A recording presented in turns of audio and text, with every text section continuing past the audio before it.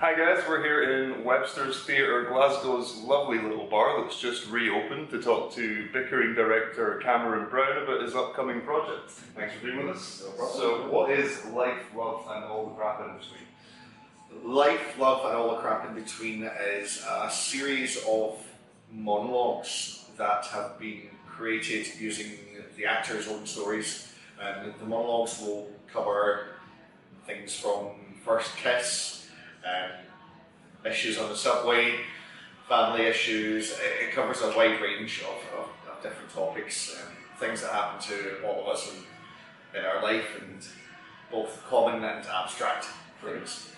So what was the inspiration for this project?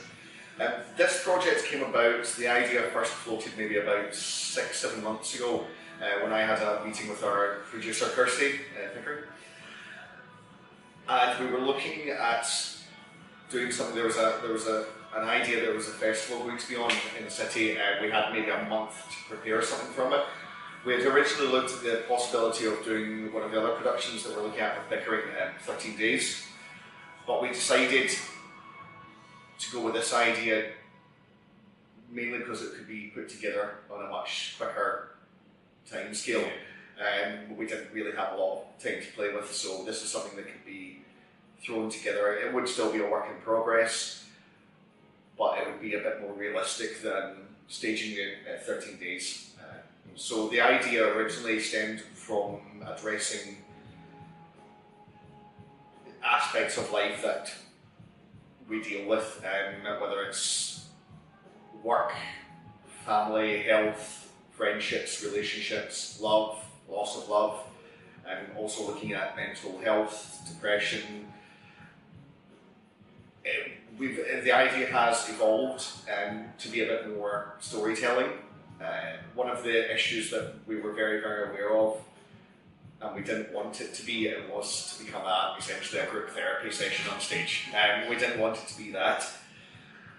And I think we've done that. We've managed to create something that is funny, but it's also moving. It can make people think. And yeah, it has evolved, but I'm happy with the evolution that's happening with it. So audiences can get a preview of this at Outside Eyes at the Tron Theatre on the 23rd of October. What can they expect to see on that night? So Outside Eyes at the Tron, we will be showcasing about 15 to 20 minutes of the piece. The piece itself, because it's so fragmented with different stories, it is going to be start and finish.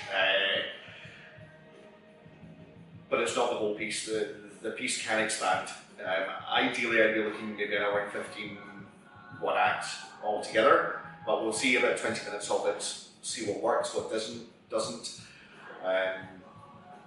And yeah, so it's going to be a kind of pared down version of what the overall goal is going to be.